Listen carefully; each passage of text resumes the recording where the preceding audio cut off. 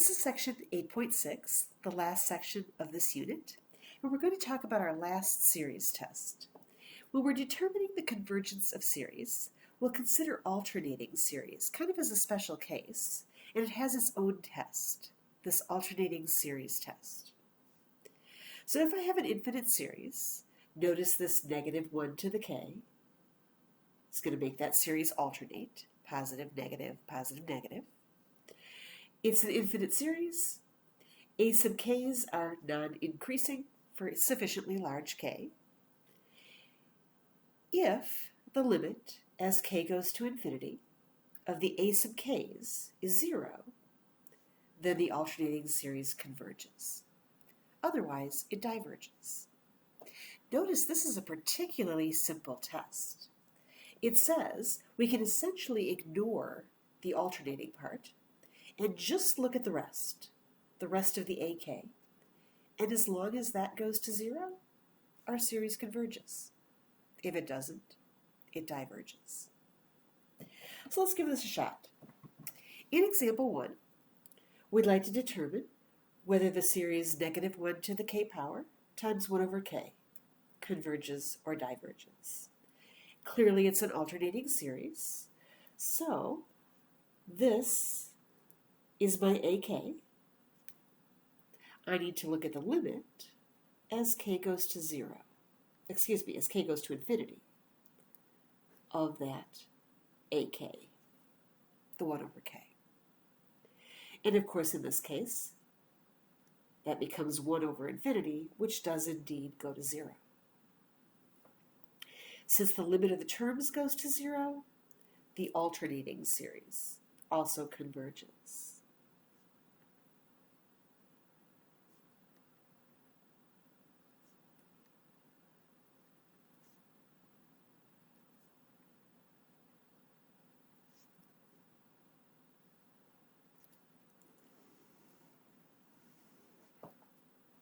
All right, let's take a look at the second one. We have again an alternating series. There's the -1 to the k. And so this would be the a sub k. So I need to investigate the limit as k goes to infinity of k to the 4th over 2k factorial. These are distinctly different types of functions, so I'm just going to go ahead and use a growth rate argument here. I have a polynomial on the top.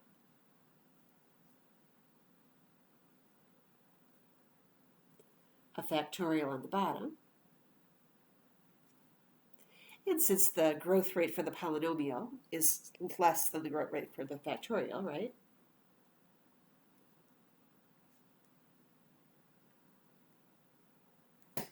The slower growth rate being on top tells me that this limit does approach 0.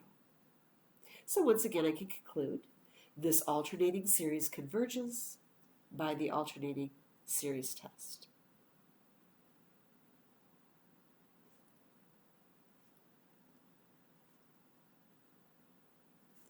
Now this is so nice, people get carried away with it, so watch out. This really simple, hey, if the terms converge, then the series converges, only works for alternating series. We cannot use this if we don't have an alternating series. It's tempting because it's so simple, right? Only works for alternating series. All right, one more example. I've got, again, an alternating series. Don't worry about the k plus 1, right? That just means that the positives and negatives go in the opposite order. The series is 4 to the k over 3 to the k. So that's the a sub k's. And so I need to look at the limit as k goes to infinity of 4 to the k over 3 to the k. Now those are both exponential, so I can't use a growth rate argument this time. Instead, I'm just going to rewrite this as 4/3 all to the k power. And what I have now is a geometric.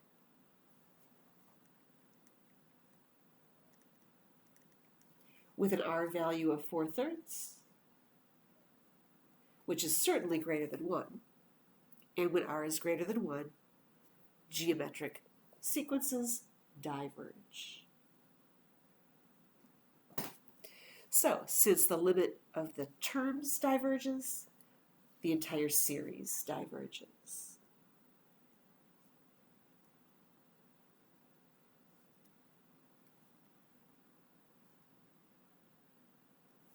By that alternating series test.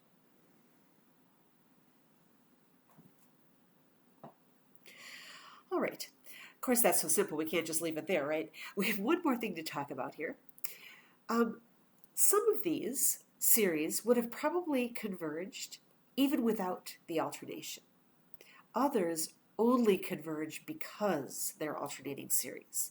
And we draw a distinction between those two types of series.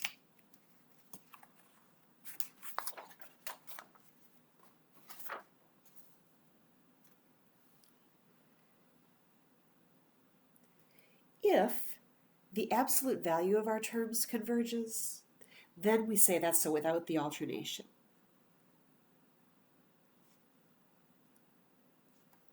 Then we say that the original series itself will converge, and we say that the series of a sub k converges absolutely.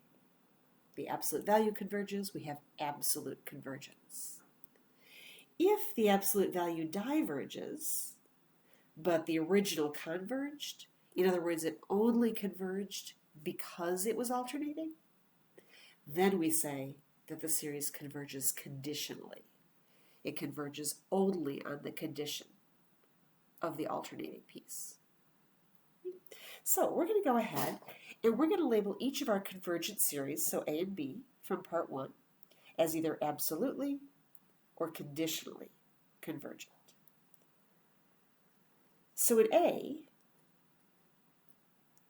we had this one.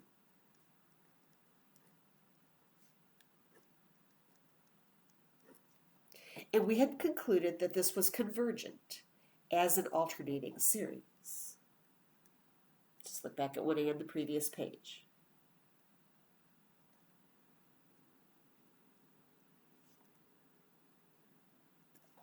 But now let's take a look at whether or not it converges without the alternating part. In other words, the absolute value.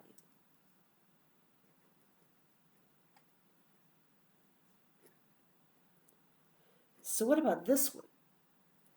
Well, that's pretty recognizable, right? That's our harmonic series. And the harmonic series diverges. So in this case, the fact that this converged was dependent on that alternating part. In other words, it converged only under the condition that it alternated. So we call this conditionally convergent. So the original series with the alternating piece is conditionally convergent.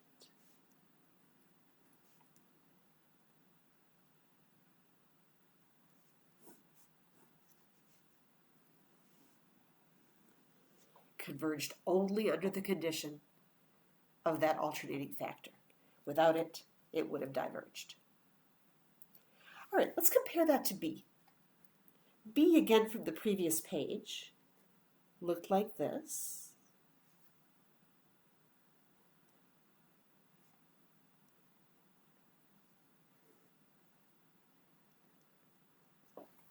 And again, we had already seen that as an alternating series, it did converge. We used the growth rate argument on that one. So it converges as an alternating series.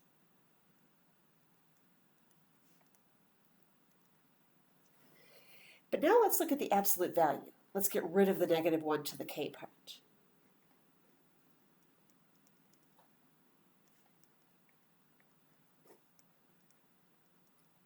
And we want to determine whether that's going to converge or diverge. So here, I can no longer use a growth rate argument, right? That's a sequence argument. It's not a series argument. So I'm going to have to say, do you remember any of the tests that we've used in the past that might work well for this? particularly kind of key in on that k factorial. With the factorials, remember that the ratio test was usually our best bet, right? Factorials ratio test works best. So I'm going to go ahead and check convergence using the ratio test.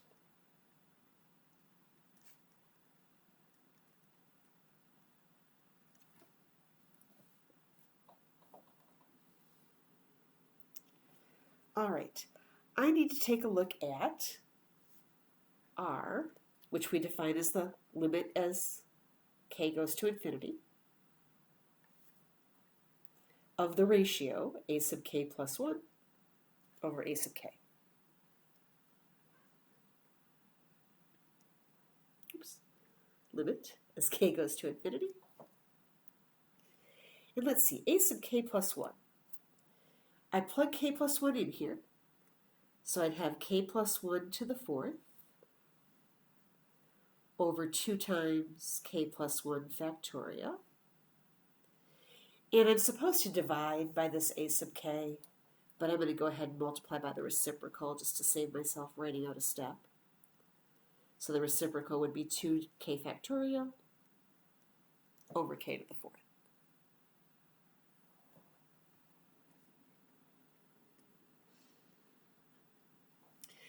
All right, let's bring these two pieces with the 4th power together.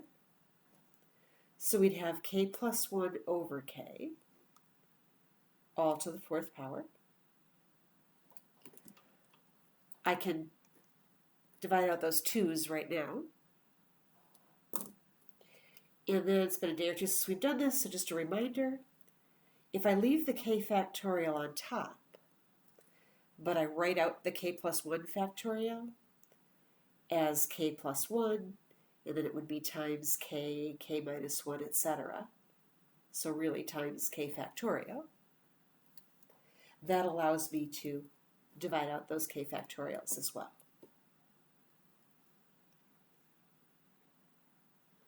So actually, I think I can do the limit right now. Within the parentheses here, if I use a little L'Hopital's rule, the derivative of the top would be 1, and the derivative of the bottom would be 1. So I'd have 1 over 1 to the 4th power. And the second fraction would be 1 over infinity plus 1, which of course is 0. So this limit is 0. All right, with an R of 0, this converges. So see what this said. We already knew, and it didn't take this much work to figure it out, right? We already knew it converged as an alternating series. We now know that it also converges even if it doesn't alternate, even without the negative 1 to the k. In other words, the absolute value also converges. So we say this is absolutely converges, or it converges absolutely.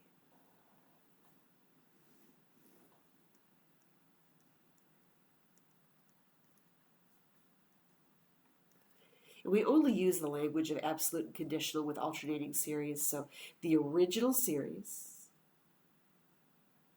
with the alternating in it is absolutely convergent.